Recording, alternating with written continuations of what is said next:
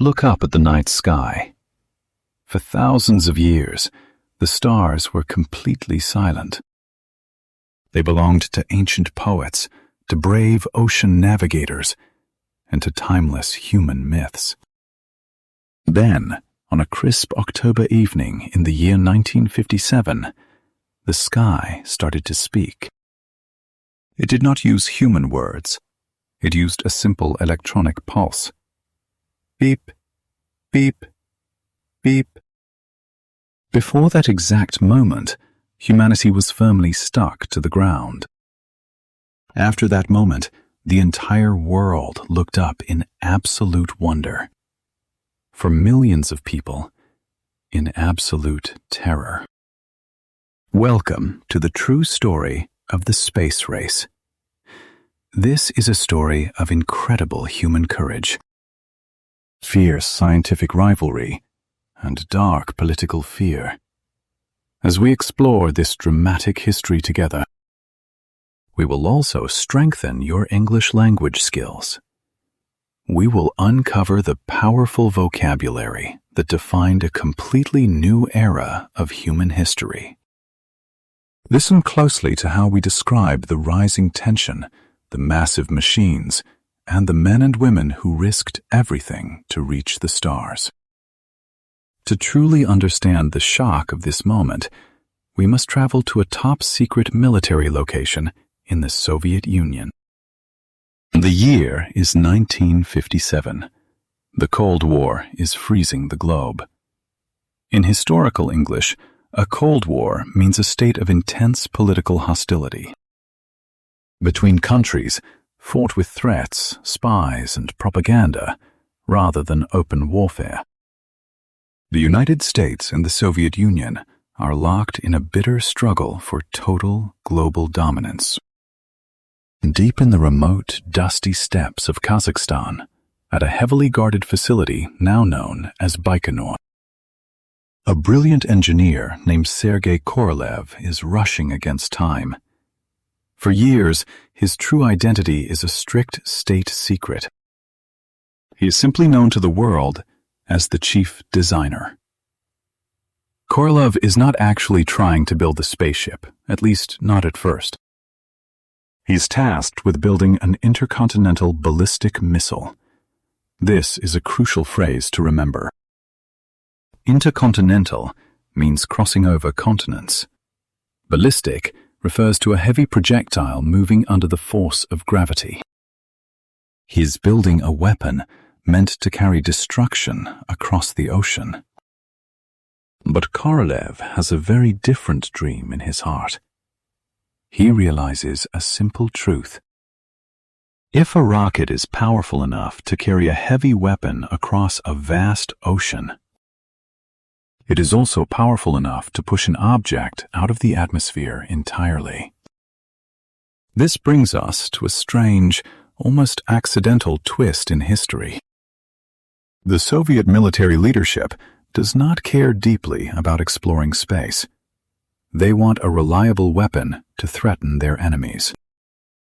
But Korolev cleverly convinces them to let him place a small silver sphere on top of his massive R-7 rocket. It is roughly the size of a beach ball. It has 4 long, sweeping antennas. It carries no complex scientific instruments, only a simple radio transmitter. They call it Sputnik, a Russian word meaning fellow traveler. On October 4th, 1957, the countdown finishes. The mighty engines ignite. A blinding fire blasts across the concrete launch pad. The massive machine slowly rises, roaring and piercing the quiet sky.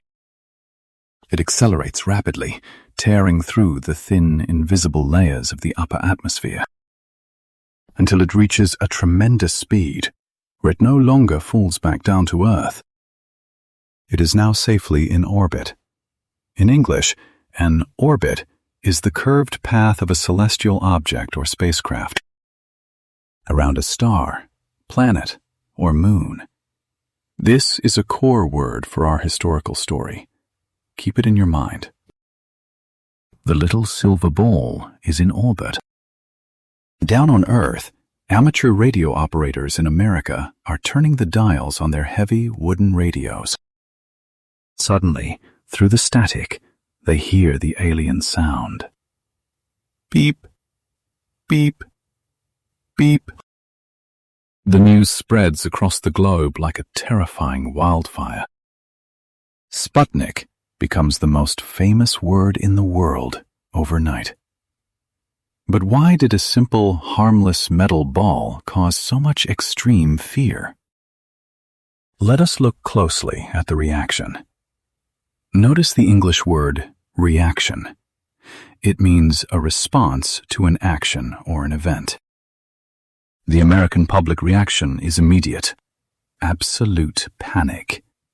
You see, the shock is not really about the satellite itself. The shock is entirely about the rocket underneath it. If the Soviet Union can put a metal ball directly over New York City, they can put a nuclear bomb directly over New York City. The geographical safety of the United States, which had been protected by two vast oceans for centuries, vanishes in a single instant. The oceans can no longer protect them. This single event deeply changes the psychology of an entire nation. The internal fear of the citizens ripples outward into massive social change. The United States government realizes they are dangerously behind. The Soviet system appears to the watching world to be scientifically superior. Because of this, American education systems are suddenly overhauled. Huge amounts of money pour into teaching mathematics and science to children. A brand new government agency is born, designed specifically to catch up in the sky. They call it the National Aeronautics and Space Administration, famous today as NASA. This is exactly how space exploration became a primary symbol of national pride. Space is no longer just a quiet place of scientific curiosity. It is an active battlefield of political ideologies. It is a highly public test to prove which system of government is ultimately better. But the path forward is deeply frustrating. As the Americans rush blindly to answer the Soviet challenge, they broadcast their attempts on live television. They want to show the world their democratic transparency. They quickly build their own rocket, called the Vanguard. In December 1957, millions of eager Americans gather around their glowing television sets to watch their proud response to Sputnik. The countdown reaches 0. The rocket engines roar with fire. The machine lifts barely 3 feet off the ground, suddenly loses its upward thrust, and violently collapses back onto the launch pad in a massive, devastating fireball. The nose cone breaks off, and the American satellite rolls sadly into the nearby grass, helplessly beeping. Cruel newspaper headlines mock the failure, calling it Flopnik or Kaputnik. The national humiliation is complete. The United States is failing terribly on the world stage, while the Soviet Union is already quietly planning their next impossible leap. The Soviets are not just going to send cold metal machines into the dark void. They are actively preparing to send living, breathing creatures. What happens to a biological body when it is launched into a hostile environment it was never evolved to survive? And who will be the first human being willing to risk their life while strapped to the top of an explosive bomb? We will uncover the incredible hidden risks and the deeply guarded secrets of the next phase as the space race truly begins. Before a human being ever looked down at the Earth from the terrifying black void of space, An innocent creature from the freezing streets of Moscow had to pave the way. Her journey was a magnificent triumph for modern science, but a silent tragedy for a small, beating heart. To safely send a human into the cosmos, scientists faced a dark and terrifying biological mystery. Nobody actually knew if a living creature could survive outside Earth's atmosphere. Could a biological heart pump blood in zero gravity? Could lungs breathe? Could eyes focus, or would the mind simply shatter from the stress? To answer these questions, the Soviet space program turned to the homeless dogs wandering the cold alleyways of Moscow. Scientists believed that a stray dog, a dog without a home, forced to survive harsh winters and daily starvation, was already tough enough to handle extreme stress. And daily starvation was already tough enough to handle extreme stress. Listen for this word, stray. In English, a stray describes a domestic animal that is wandering at large or is lost. One of these strays was a quiet, gentle dog named Laika. In November 1957, barely a month after the shock of the first Sputnik, the Soviet Union shocked the world again. They launched Sputnik 2.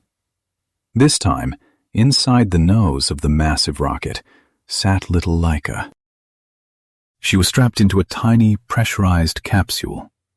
In historical English, a capsule is a small, sealed, protective container used in spaceflight. It comes from a Latin word meaning a small box. Down below, the engineers in early mission control nervously watched the data ticking across their monitors. Mission control is a core phrase in space history. It refers to the ground facility that manages and commands spaceflights. The engineers saw Laika's heart rate spike wildly as the rocket roared to life. The vibration was violently shaking her small metal box. The rocket tore through the atmosphere, pushing Laika into orbit. She became the very first living creature to orbit the Earth. The Soviet government proudly announced that Laika was resting comfortably and doing important scientific work. The public was absolutely amazed. But historical evidence now reveals a much darker truth. The mission was completely rushed. The Soviet engineers had not yet invented a way to bring a spacecraft safely back to Earth. Laika was given a one-way ticket. She was never meant to survive. For decades, the official story claimed she lived for many days and peacefully passed away. However, modern records prove that the cooling system in her small capsule quickly failed. Terrified and overheated, Laika likely perished within hours of reaching orbit. Her sacrifice deeply highlights the brutal nature of the space race. Nations were willing to push biology to the absolute breaking point to achieve political victory. The physical vulnerability of the body was violently forced against the cold, unfeeling machinery of the rocket. Yet, Laika's tragic flight provided the crucial medical data that mission control needed. The data proved one incredible fact. A living organism could survive the intense forces of launch and experience weightlessness, at least for a short time. Now, the ultimate prize was in sight. It was time to send a human being. But a machine can be rebuilt. A human mind cannot. To find the perfect pilot, the Soviet military tested thousands of fighter pilots in absolute secrecy. They were looking for individuals who possessed an unbreakable psychological core. They needed men who could face certain death without panicking. Slowly, they narrowed the candidates down to a highly elite, top-secret group known as the Vanguard 6. Their training was a nightmare of endurance. Let us define that word. Endurance is the ability to suffer through a difficult or painful process without giving up. If you want to describe someone who survives a long struggle, you praise their endurance. These men were locked in tiny, completely dark isolation chambers for days, perfectly alone, listening only to the sound of their own breathing. They were strapped into massive spinning machines called centrifuges to simulate the crushing gravity of a rocket launch. Their faces would distort, their vision would blur into darkness, and still, they were expected to calmly solve complex mathematical problems. Among these men was a young 27-year-old pilot named Yuri Gagarin. He was a humble farm boy, the son of a carpenter. He was chosen not just because he was physically fit, but because of his uniquely calm personality and his warm, unforgettable smile. Gagarin was famously short, standing barely 5 feet 2 inches tall, but this was actually a tremendous advantage. The Vostok space capsule was painfully small. A taller man simply would not fit inside the metal sphere. As the launch date approached in early 1961, the risks were absolutely terrifying. The Vostok rocket had a highly unstable test record. Several unmanned test rockets had violently exploded. Others had re-entered the atmosphere at the wrong angle, burning up into ash. The scientists knew there was a very high mathematical probability that Gagarin would die. Before his launch, Yuri Gagarin wrote a heartfelt, secret goodbye letter to his wife and 2 young daughters, telling them to be proud and asking his wife to raise their girls to be strong. He did not know if he would ever see the blue sky from the ground again. The stage is now set for a moment that will permanently alter human history. The rocket is fueled. The pilot is sealed inside the metal sphere. The world is completely unaware of what is happening in the remote Soviet desert. But what actually happens when the countdown reaches 0? How will a human body react when the familiar blue sky fades into a terrifying, endless black? And how will the terrified United States react when they wake up to discover their rival has beaten them yet again? It is the morning of April 12, 1961. A young man sits completely alone at the very top of a towering, fueling rocket, waiting to be fired into an empty, airless void. He is about to leave the Earth entirely. Inside the cramped, spherical Vostok 1 capsule, Yuri Gagarin remains perfectly calm. Down below, the engineers in mission control are far more nervous than their pilot. They know the terrifying statistics. They know how many test flights ended in fiery disasters. But Gagarin simply waits, humming a quiet Russian song. When the final command is given, the enormous engines ignite. Gagarin does not say a formal military phrase. Instead, he simply shouts a cheerful, everyday Russian word. Poyechali! This translates perfectly to a useful English phrase. It means, off we go, or let's go. The massive rocket slowly lifts off the concrete pad, fighting the invisible chains of the Earth. Listen for this fundamental word, gravity.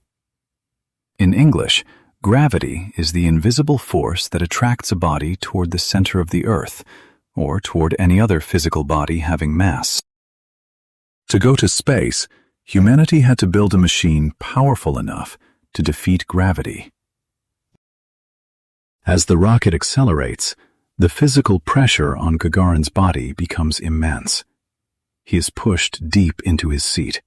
His chest feels incredibly heavy. The terrible vibration violently shakes his bones. But within minutes, The roaring noise suddenly stops. The violent shaking disappears. Complete silence fills the tiny cabin. His pencil floats out of his pocket and hangs gracefully in the air in front of his face. Gagarin is officially in orbit. He is falling around the Earth at a staggering speed of 17,500 miles per hour. He looks through a small, heavy glass window, and he becomes the very first human being to witness a profound sight. He sees the bright blue curve of the Earth against the absolute blackness of space. He sees delicate, glowing layers of the atmosphere covering our fragile world.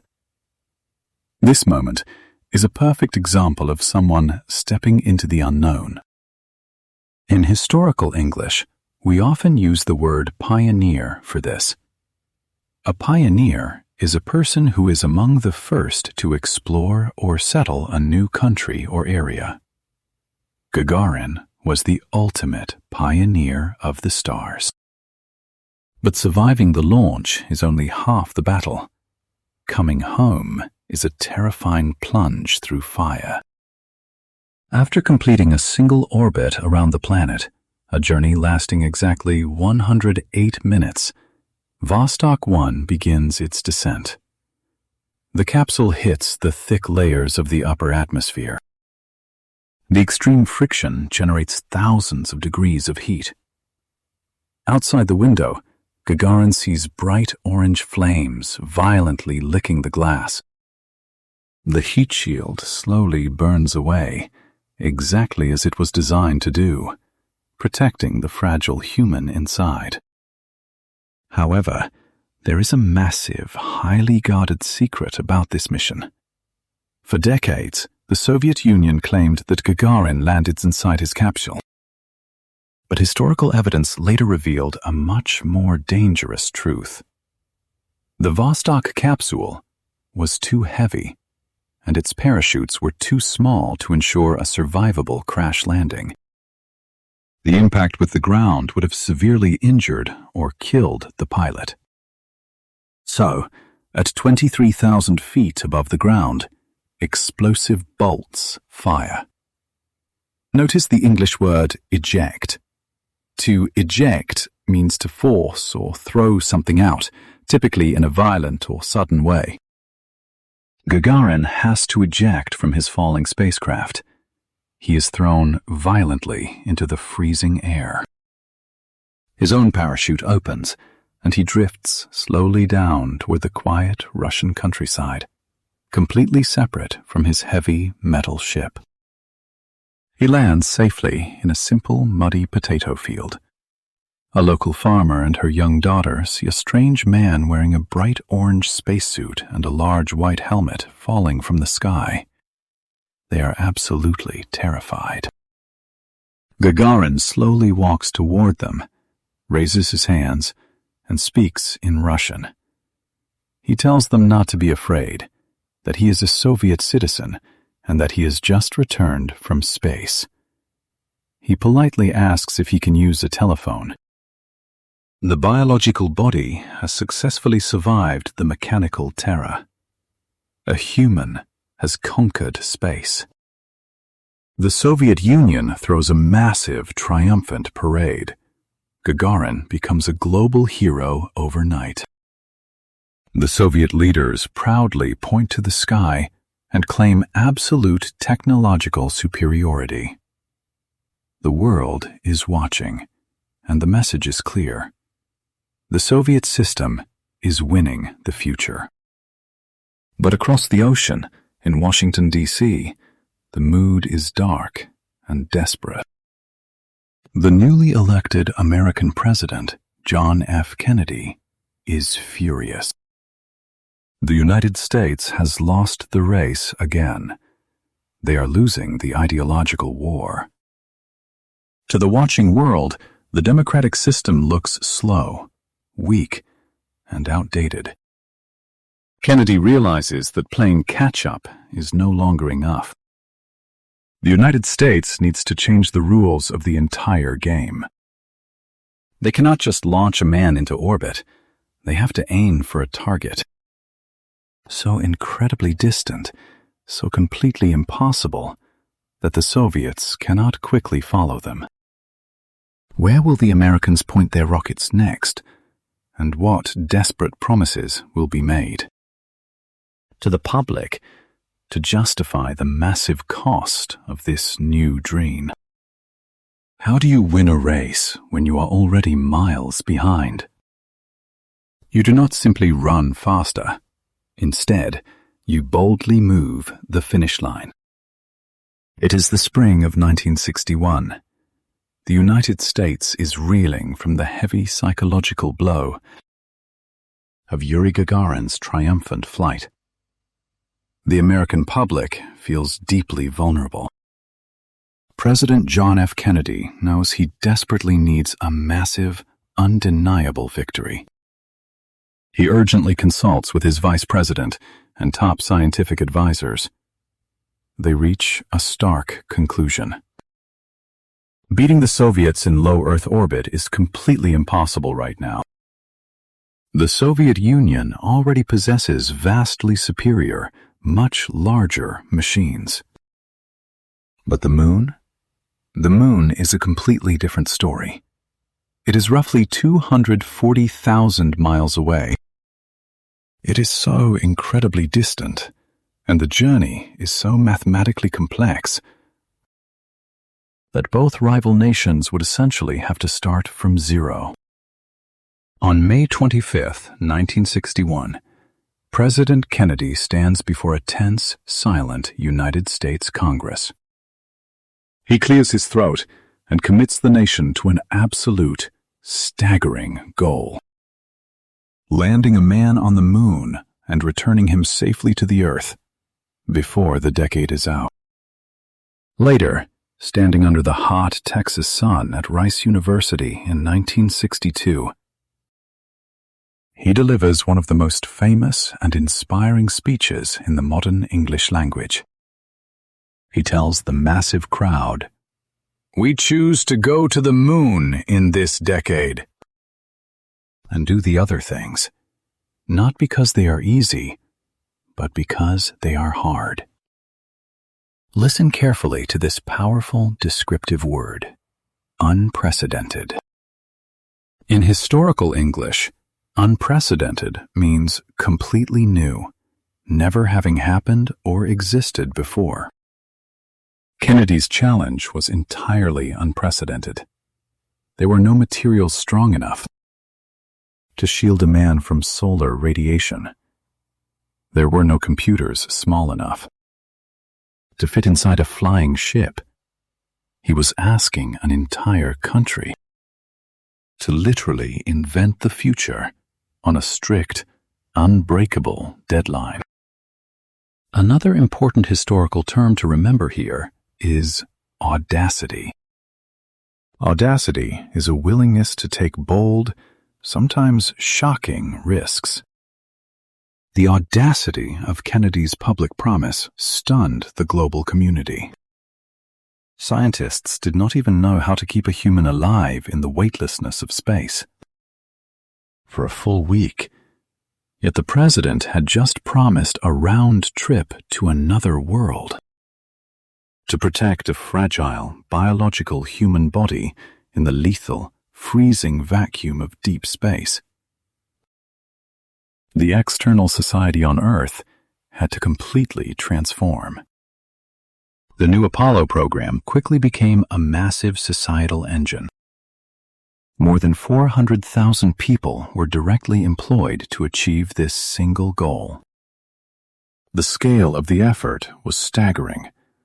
Factories that traditionally built commercial airplanes began cutting advanced titanium for spacecraft. Women who worked as expert seamstresses, making regular clothing, were suddenly hired to sew flexible, airtight joints for specialized spacesuits. The survival of a single, beating biological heart in the silent void of space required the dedicated labor of an entire industrial nation. But before they could sprint to the moon, they had to learn how to crawl in the dark. The Americans carefully created stepping stones. A stepping stone is a highly useful English phrase, meaning an action or event that helps you achieve a larger, final goal. Project Mercury was their very first stepping stone. Its primary goal was simply to put an American safely into a stable orbit and bring him home alive. Next came Project Gemini, the second crucial stepping stone. Gemini taught astronauts the harsh realities of space. It taught them how to live in a confined box for up to 2 weeks. It taught them how to precisely steer their ships, to meet other vessels while flying at 17,500 miles per hour. During Gemini, an American astronaut finally opened the hatch of his ship and stepped outside into the terrifying, empty void, protected by only a few thin layers of white fabric. As these experimental ships grew vastly more complex, the ground support had to rapidly evolve as well. The fundamental concept of mission control was completely revolutionized. Originally just a small room with a few simple radios, mission control in Houston, Texas, expanded into a massive, highly computerized nerve center. Rows of brilliant young engineers tightly gripped their pencils, staring nervously at glowing green screens. They monitored every single breath of the astronauts, every minor drop of fuel, and the precise trajectory of the giant rocket. They were the silent guardians on Earth, desperately trying to manage the uncontrollable chaos of spaceflight. This rapid, almost violent acceleration of human technology was driven by a single, undeniable force. Listen for this word: catalyst. A catalyst is a person, event, or chemical that quickly causes change or action. The intense political fear of the Cold War and the early Soviet victories acted as the perfect catalyst for the American space program. Without the heavy threat of a foreign rival, the enormous financial cost of the Apollo program would never have been approved by the taxpayers. The ultimate plan is finally set. The entire American nation is politically and economically mobilized. The brightest engineers are frantically drafting the final blueprints for a gigantic new machine, a towering mechanical monster known as the Saturn V. They are rushing at breakneck speed to meet Kennedy's impossible deadline. The momentum is thrilling, and the public is deeply fascinated by the gleaming silver ships. But speed is a very dangerous companion in the darkness. When you combine a sealed cabin of pure, pressurized oxygen, miles of tangled electrical wires, and a desperate, obsessive rush to beat a political enemy, you accidentally create a deadly trap. What devastating hidden tragedy is quietly waiting on the launch pad? And how will a sudden, terrible loss completely shatter the illusion of safety, threatening to cancel the journey to the moon forever? When humanity races at the speed of sound, a single overlooked detail can cause the entire world to stop turning. On a routine Friday evening, the proud illusion of perfect safety was completely shattered by a single invisible spark. It is January 27th, 1967. At Cape Kennedy in Florida, 3 highly respected American astronauts are sitting at the top of a massive Saturn 1B rocket. Their names are Virgil Gus Grissom, Ed White, and Roger Chaffee. They are strapped inside the brand new Apollo 1 command module. This is not a launch day. It is simply a practice run, a routine rehearsal, called a plugs out test. The rocket underneath them is not even filled with explosive fuel. The men believe they are relatively safe. However, they are sitting inside a microscopic, invisible trap. To save weight and simplify the complex life support systems the engineers originally designed the spacecraft's atmosphere to be 100% pure oxygen. In a normal environment, oxygen is the invisible gas that naturally gives us life.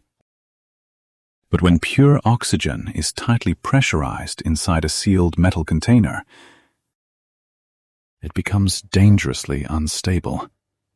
It turns almost any material, even simple cloth and plastic, into highly explosive fuel. Deep inside the tangled miles of electrical wiring beneath the astronaut seats, a wire has lost its protective coating. As the men run through their routine communication checks, complaining about terrible static on the radio, a sudden, sharp voltage spike occurs. A tiny electrical spark jumps from the bare wire. In standard air, this spark would safely extinguish itself. In pure, pressurized oxygen, it instantly creates a raging inferno. "Fire! We've got a fire in the cockpit!" one of the astronauts shouts over the radio. Down in mission control, the engineers freeze in absolute horror. They listen helplessly to the frantic struggle. The astronauts desperately try to open the heavy metal hatch above their heads. But there is a fatal design choice here. The hatch is designed to open inward. Because the intense fire has rapidly increased the internal pressure of the sealed cabin, the door is held completely shut by thousands of pounds of invisible force. No human muscle can pull it open. Within seconds, the communication line goes completely dead. The three brave men do not survive. This tragedy forces us to learn a very somber, respectful English phrase: to pay the ultimate price. When someone loses their life while fighting for a great cause or pushing the dangerous boundaries of human achievement, we say they paid the ultimate price. Grissom, White, and Chaffee paid the ultimate price for the daring dream of reaching the moon. But why did this horrific accident happen? How did thousands of brilliant engineers miss such an obvious, deadly danger? Listen closely for this crucial vocabulary word: complacency. In historical English, complacency means a dangerous feeling of quiet satisfaction with your own success, which stops you from seeing hidden dangers. NASA had experienced a long, lucky streak of incredible successes during the previous Gemini missions. They had grown overly confident. Furthermore, they were being pushed to the absolute limit by the strict political deadlines set by the late President Kennedy. The desperate rush to beat the Soviet Union had blinded them to a fundamental mechanical weakness. This brings us to another vital word: flaw. A flaw is a hidden mistake, a mark, or a dangerous weakness in a system or an object. The Apollo 1 spacecraft had several deeply hidden flaws, including highly flammable Velcro pasted on the walls and an inward opening hatch.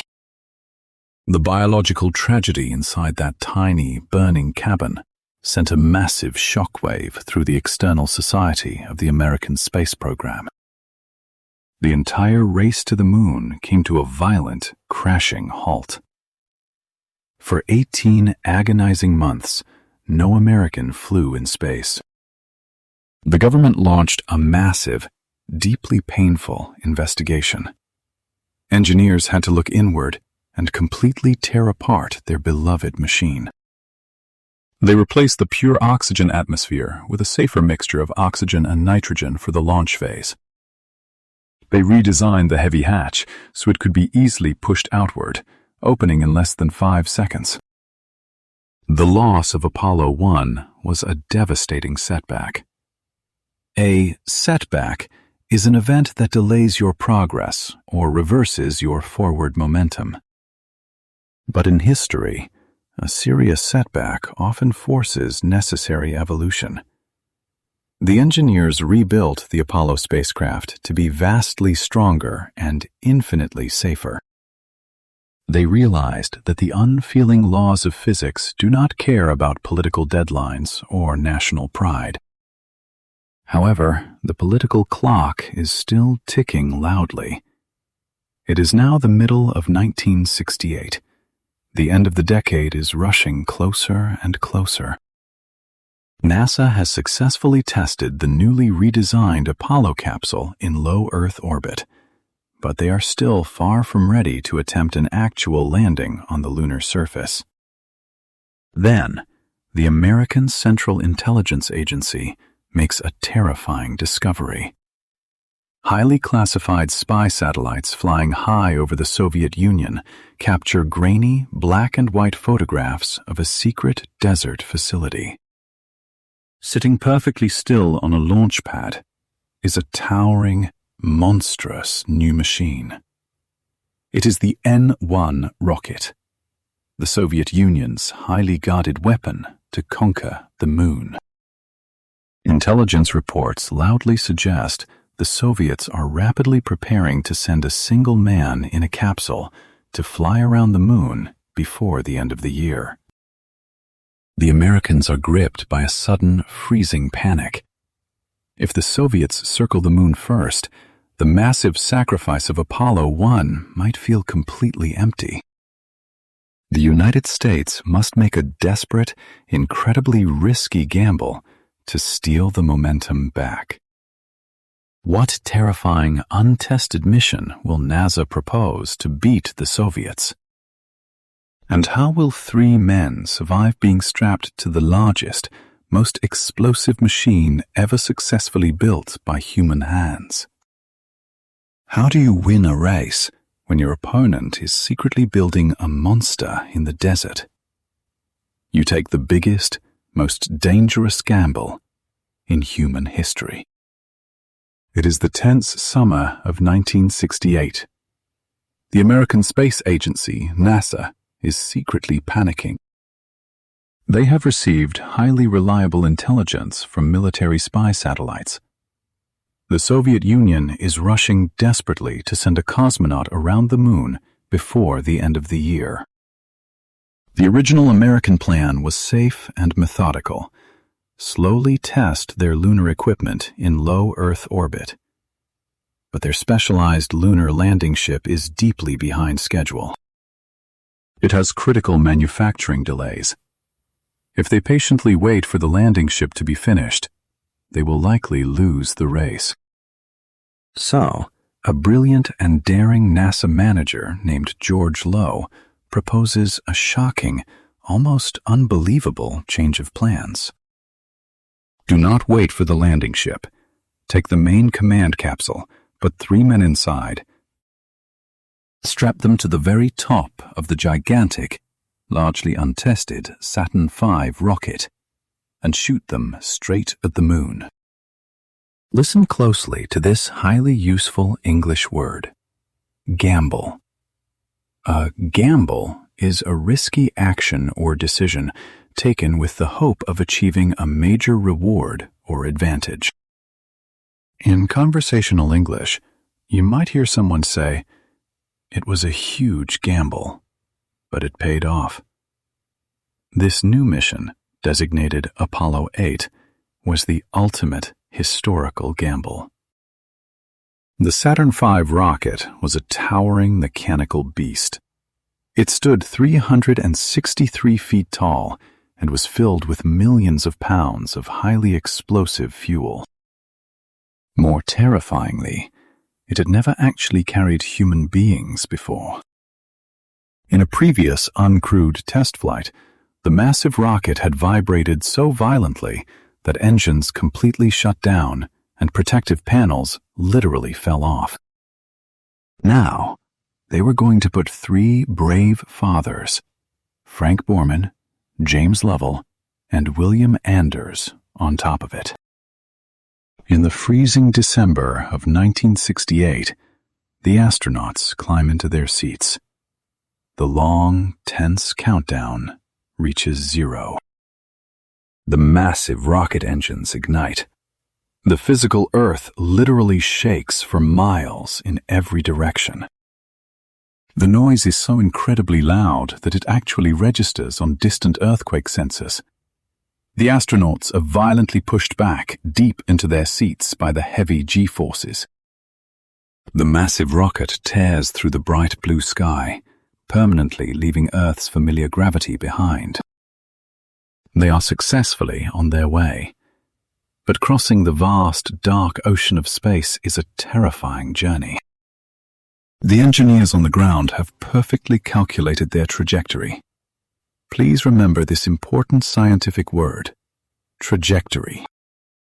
In historical English, a trajectory is the precise, curved path that a flying object follows through space. You can also use it metaphorically to describe a person's career or life path.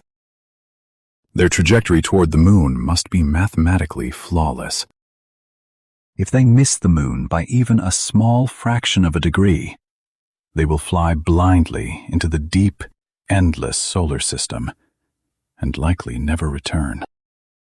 For 3 long days they travel through the freezing, empty blackness. Let us learn a very evocative descriptive word, void.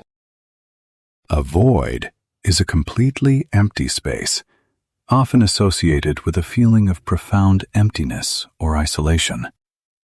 Space is the ultimate void. As they closely approach the moon on Christmas Eve, a terrifying operational moment arrives. To safely enter lunar orbit, they must deliberately fire their main engine to slow down. However, they must do this while flying directly behind the moon.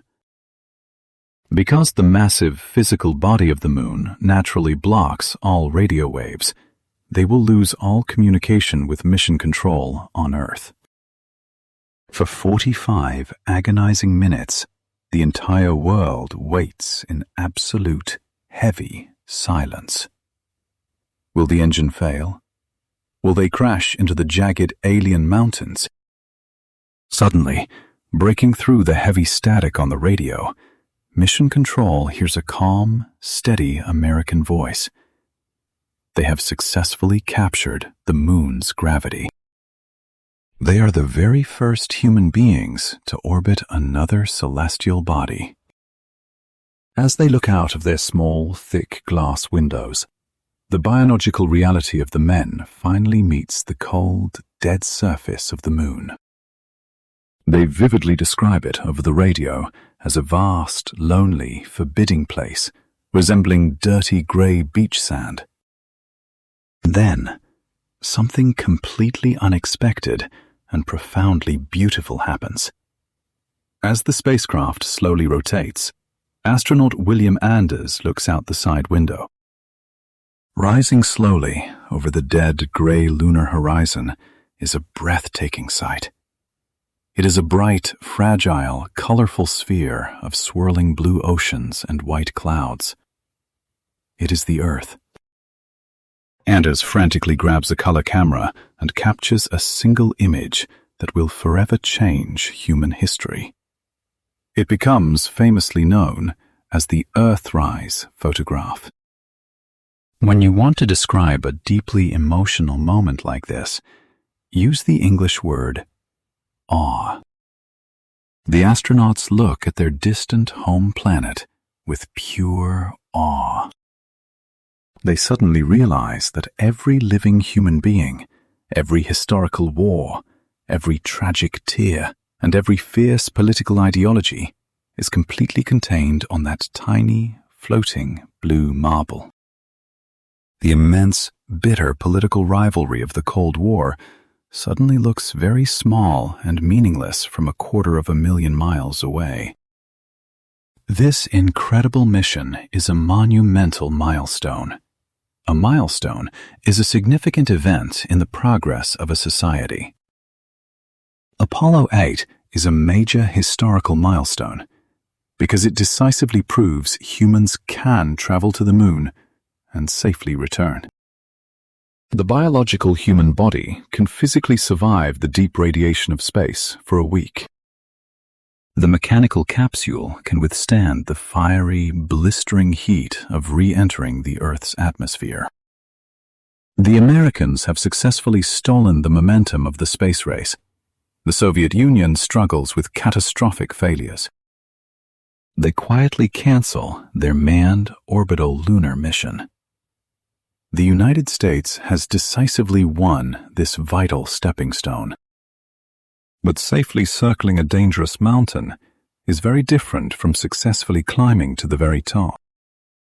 The ultimate goal, strictly mandated by the late President Kennedy, has not yet been achieved. They still have to build a delicate, fragile ship that can detach, fly down to the treacherous lunar surface, and land softly in the deep, unknown dust. As the tense summer of 1969 rapidly approaches, two brave men are assigned the impossible task of stepping out of their ship to leave the first human footprints on another world. But the lunar surface is covered in jagged craters, steep cliffs, and massive ship-destroying boulders. The descent requires absolute, perfect precision. What happens when the primitive, heavily overloaded guidance computer suddenly flashes a terrifying error code just thousands of feet above the rocky ground? And how will a human pilot desperately save the mission when the complex machine completely gives up? Imagine falling completely out of the sky toward an alien, lifeless landscape, entirely dependent on a computer that suddenly tells you it is about to quit. You are hundreds of thousands of miles from help, and you have only seconds to decide between life and death. It is July 20th, 1969.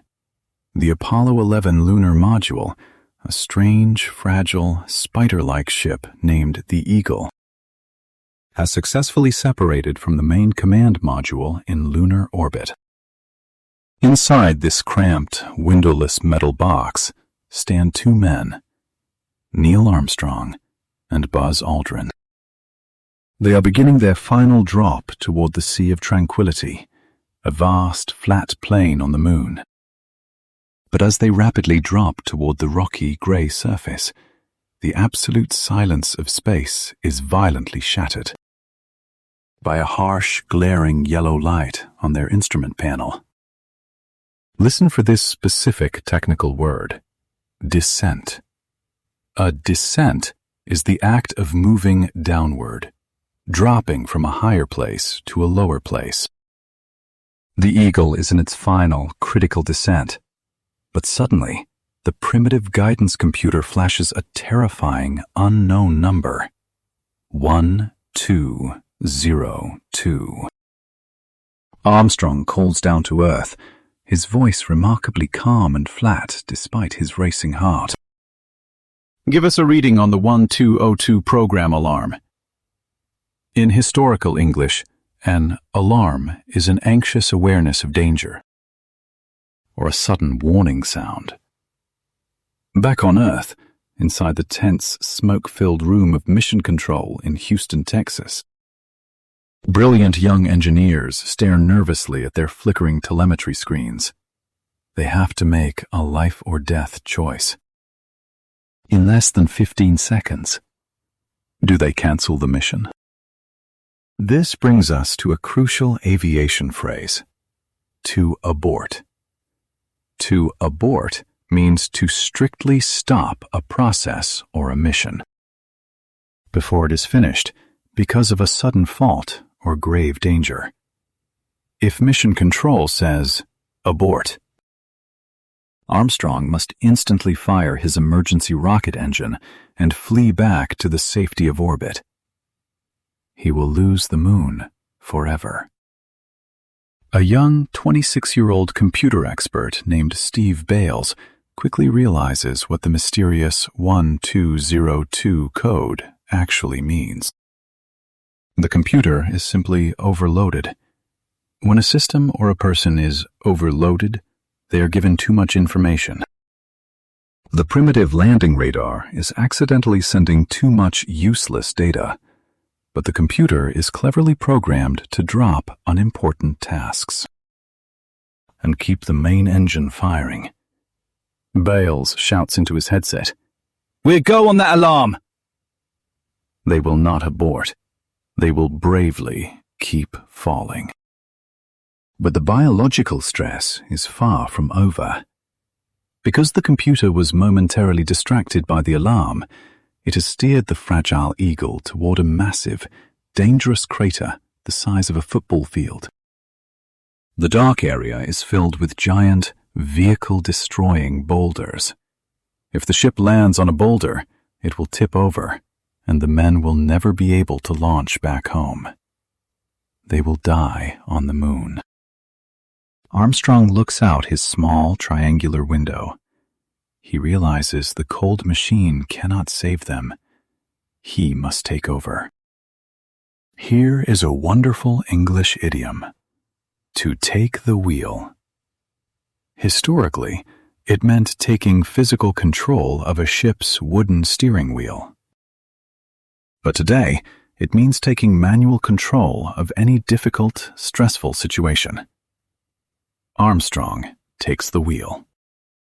He aggressively grabs the manual control stick and flies the spacecraft horizontally, skimming dangerously close over the jagged rocks, desperately searching for a smooth, flat patch of ancient dust. The fuel gauge is dropping rapidly. They have less than 60 seconds of propellant remaining. Then 30 seconds. Down in mission control, the flight directors are literally holding their breath. The giant room is completely silent. Finally, a long metal probe hanging from the bottom of the Eagle gently touches the lunar soil. A blue light illuminates in the cabin. Armstrong immediately cuts the main rocket engine. The heavy, strange machine settles firmly into the alien dust. Armstrong presses the radio button and speaks the most famous sentence in the history of space exploration. "Houston, Tranquility Base here. The Eagle has landed." The collective relief washes over the entire watching world.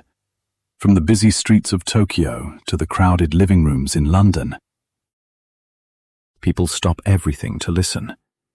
Humanity has officially conquered the impossible. The fragile biological body has safely traveled across the terrifying, freezing void and touched the face of a completely new world. A few hours later, Neil Armstrong slowly climbs down the metal ladder and presses his heavy boot into the soft, powdery gray dirt, famously declaring it, "One small step for a man, one giant leap for mankind." The United States has decisively won the ultimate prize. The fierce political and technological war of the 1960s has reached its absolute peak. But the dramatic story of Apollo 11 does not end with a triumphant, dusty footprint. Getting safely to the moon is only half of the strict promise made by the late President Kennedy. The astronauts are now sitting in a cold, tiny metal box on a dead, highly hostile world. They have to sleep, and then they have to do something that has never been fully tested in a real environment. They have to launch a rocket from the surface of the moon to get back up into lunar orbit. If that single, untested ascent engine fails to ignite, there is absolutely no backup plan. No rescue ship can possibly come for them. What terrifying secret speech did the American president prepare?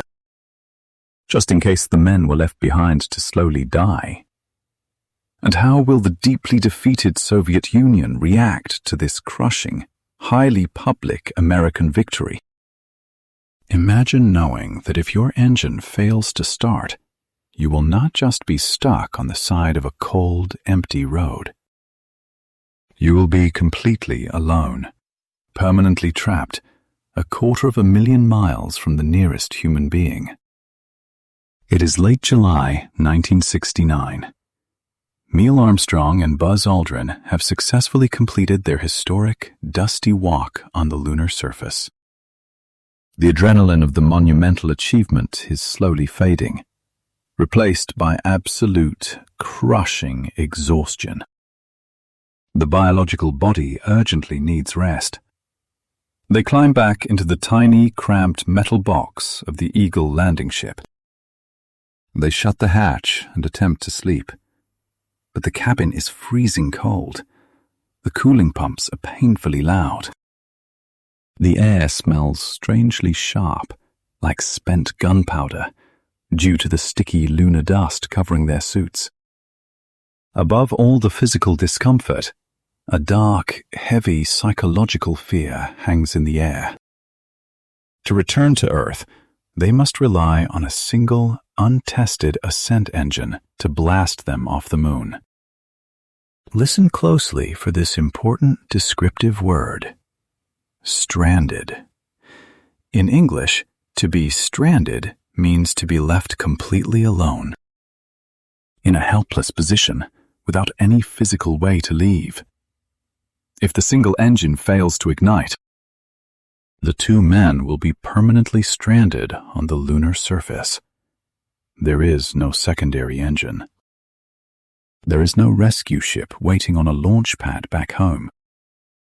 The mathematical probability of failure was so terrifyingly high that the American government had a highly guarded backup plan. Before the mission even launched, President Richard Nixon's speechwriter had prepared a secret, tragic television address. It was grimly titled, "In Event of Moon Disaster." The hidden speech began with a heartbreaking, poetic phrase.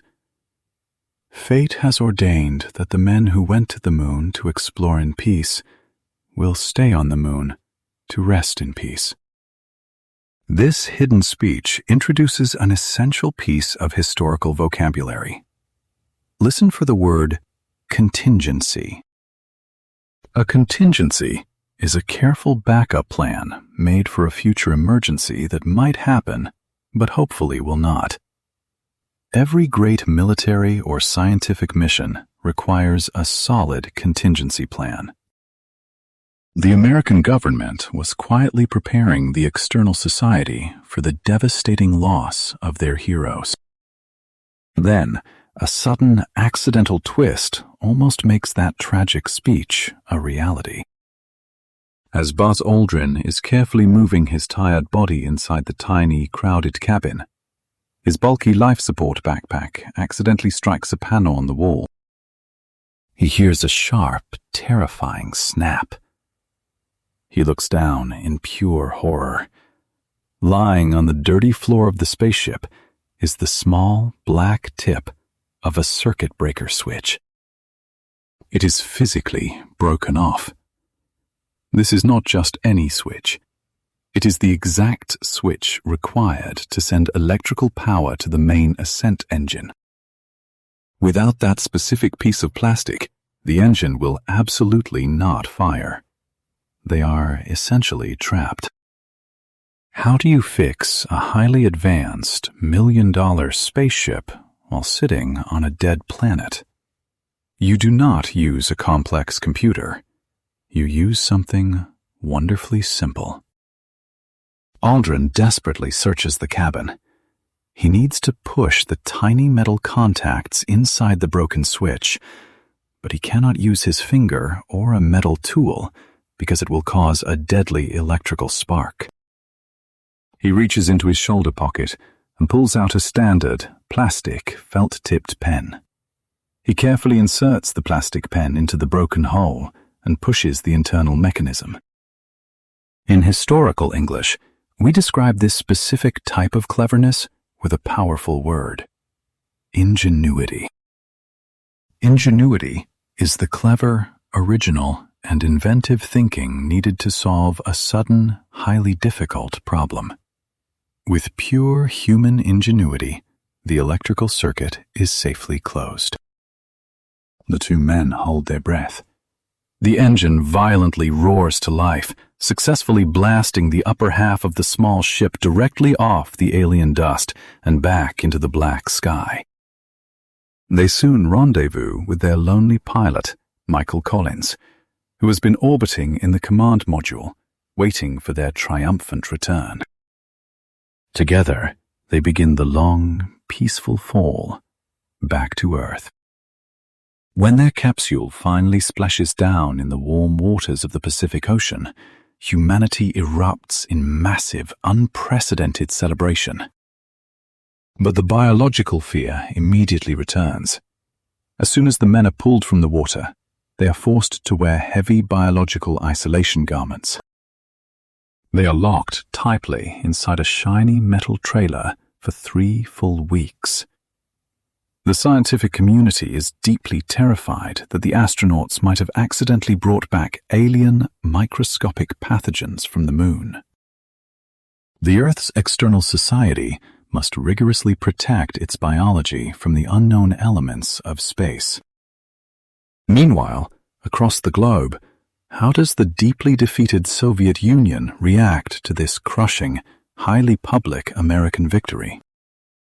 They are officially, completely silent. Behind tightly closed, guarded doors, their massive N-1 moon rocket has repeatedly exploded in massive, fiery disasters. The Soviet leadership realizes they have decisively lost the political war. So, historians note that the Soviets simply changed their public story. They loudly claim to the watching world that they never actually intended to race to the moon at all. They state that sending humans is far too dangerous and expensive, and they are wisely focusing on robotic probes and orbiting space stations instead. This political strategy is a classic example of a highly useful English idiom: to save face.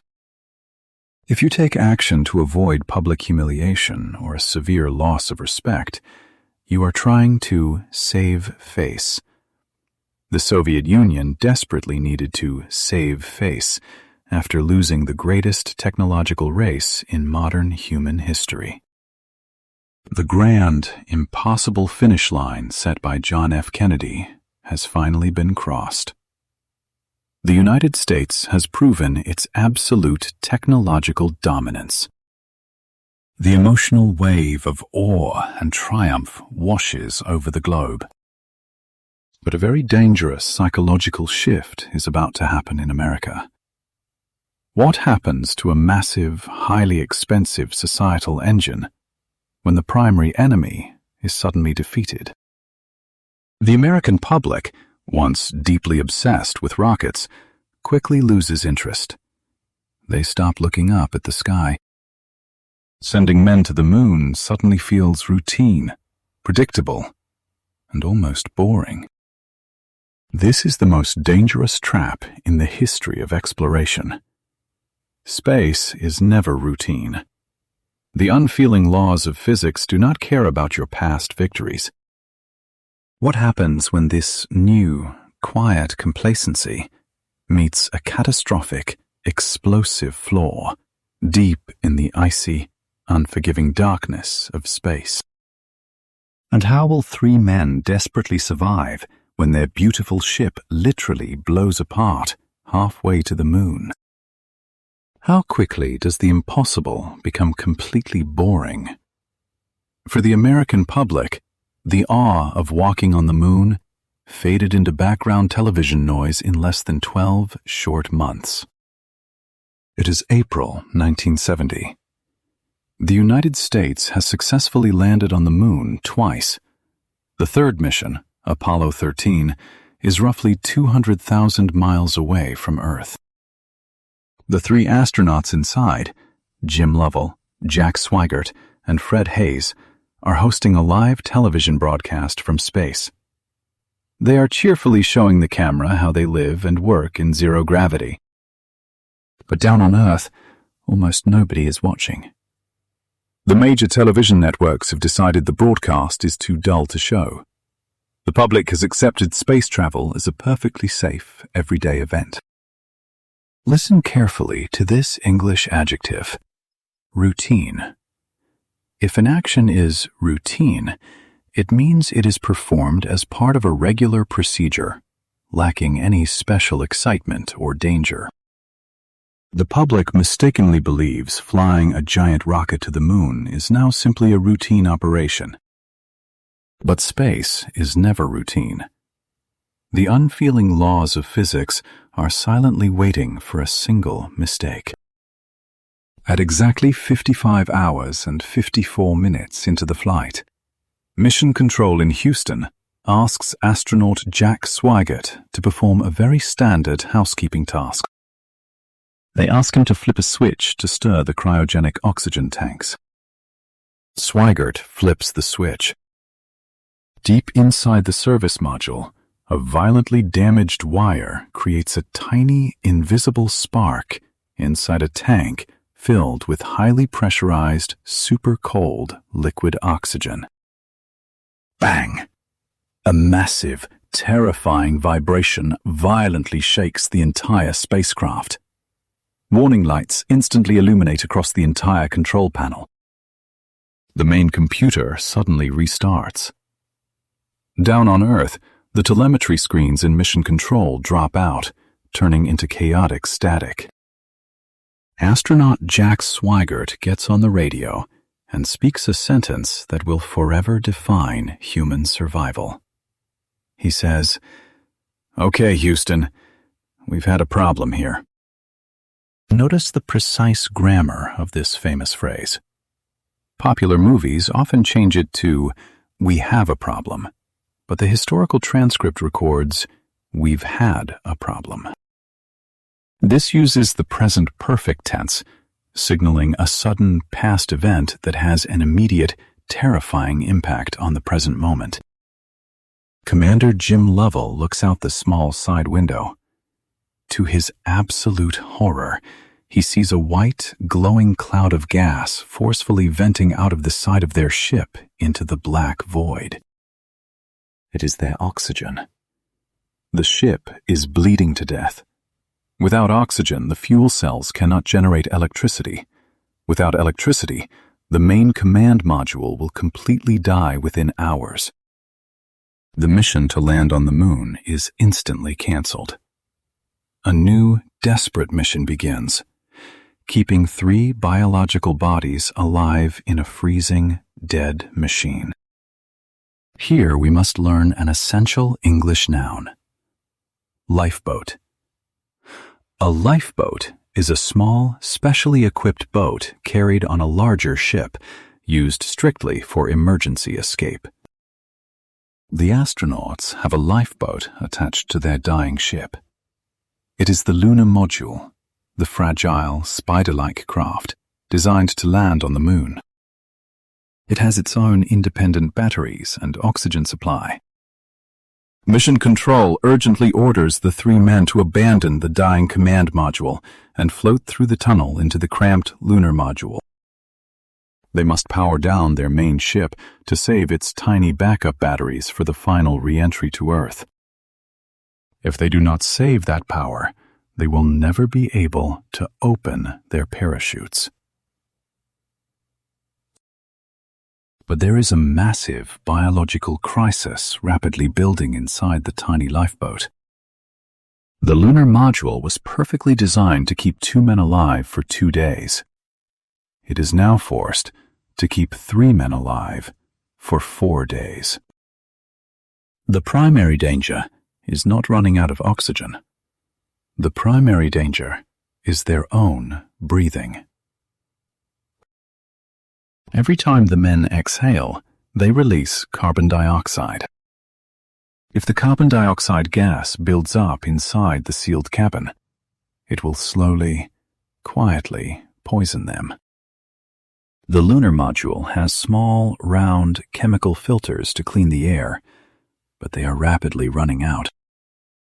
The dying command module has plenty of fresh, square filters, but a square filter cannot fit into a round hole. How does external society save the biological body from 250,000 miles away? The engineers in mission control must perform an absolute miracle of engineering. Listen to this crucial English verb: improvise. To improvise means to quickly produce or make something from whatever materials are available, because you do not have the proper tools. The engineers dump a box of random items onto a table: plastic bags, cardboard manual covers, gray duct tape, and spacesuit hoses. These are the exact items the astronauts have in space. Working furiously, they improvise a strange, ugly adapter to make the square filter fit the round hole. They carefully read the instructions up to the crew. The astronauts build the strange device. It works perfectly. The deadly carbon dioxide levels immediately drop. They have successfully survived the poisonous air, but their terrifying ordeal is far from over. To safely return to Earth, they cannot simply turn around. They must fly entirely around the back of the moon, using its gravity to aggressively sling them back toward home.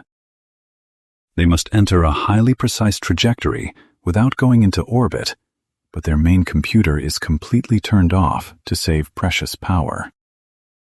And even if they survive the freezing, dark journey home, a final, catastrophic question remains.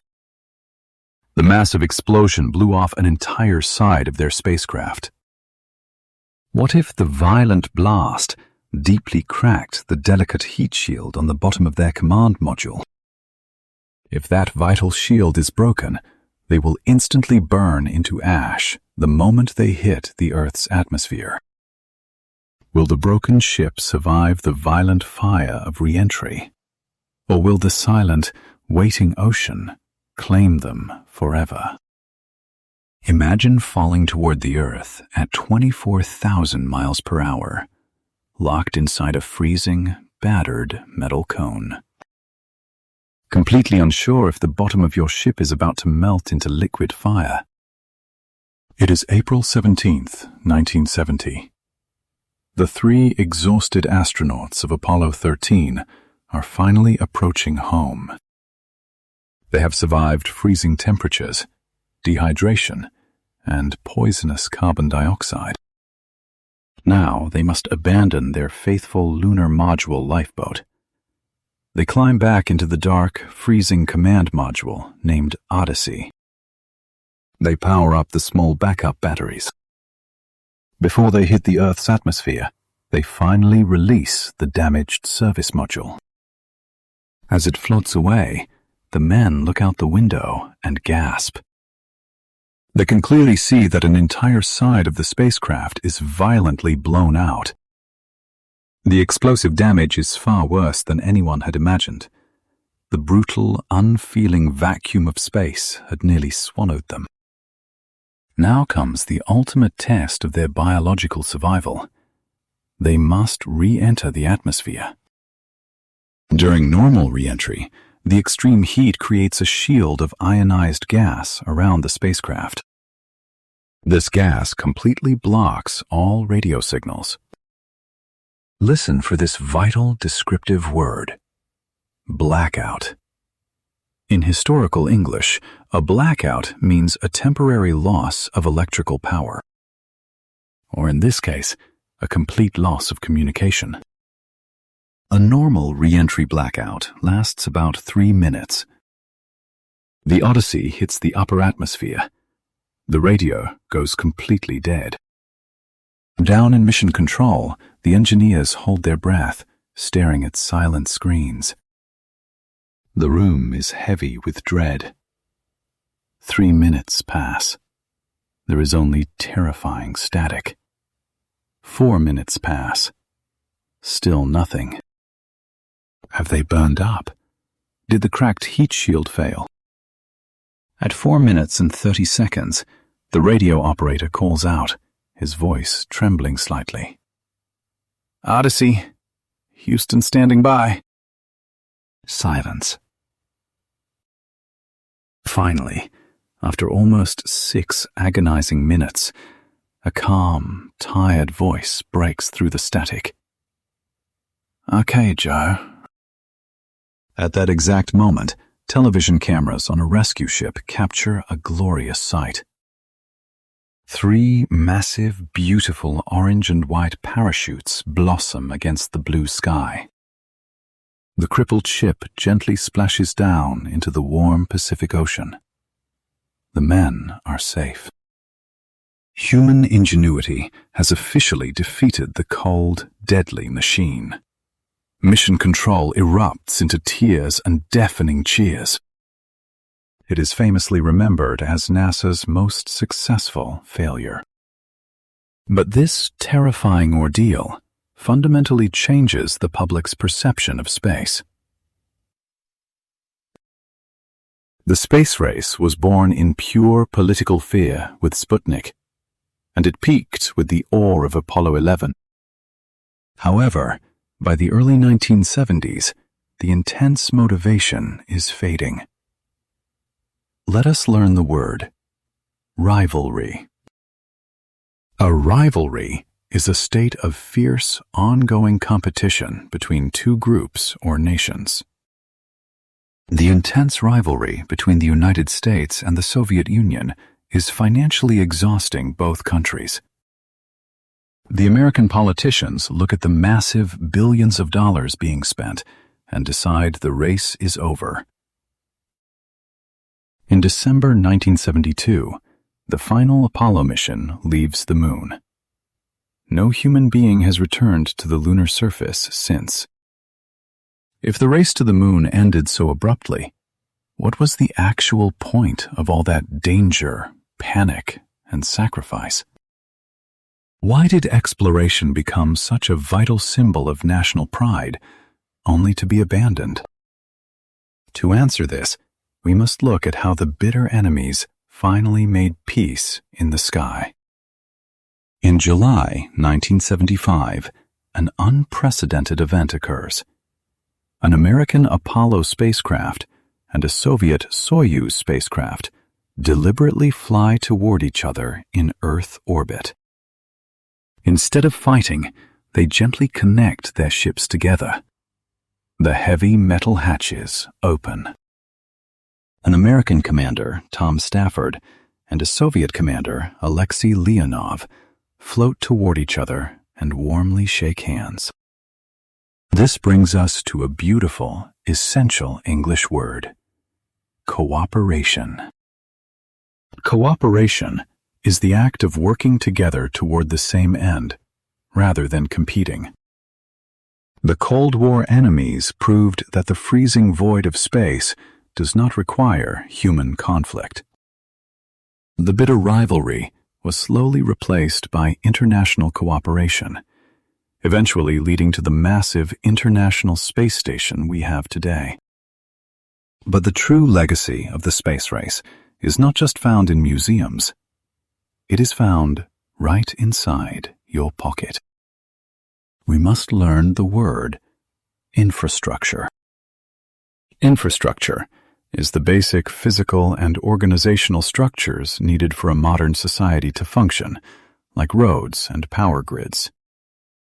The engineering breakthroughs of the 1960s built an invisible infrastructure in the sky. Because scientists had to invent tiny, lightweight computers to fly to the moon, the entire modern microchip industry was born. Because they had to communicate with astronauts 250,000 miles away, we now have global satellite communication. Today, our external society is completely dependent on the machines silently orbiting above us.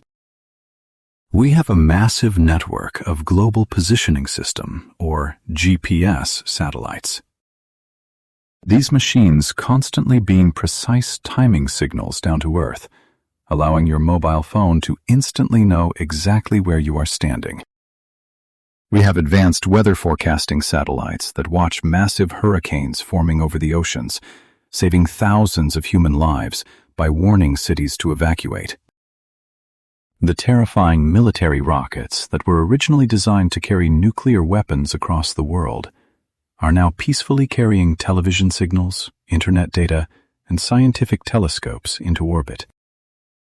The space race was a breathtaking, dangerous, and sometimes tragic chapter of human history. It pushed the fragile biological body to its absolute limits, forcing it to survive inside metal boxes surrounded by fire and nothingness. It was driven by political fear, but it ultimately resulted in a deeply connected world. Look up at the night sky tonight. The stars are no longer silent. They are whispering with the invisible signals of human achievement, guiding our ships, predicting our weather, and connecting our voices across the vast, dark oceans. Humanity reached for the moon to defeat an enemy, but in the end, we accidentally built the invisible web that holds the modern world together.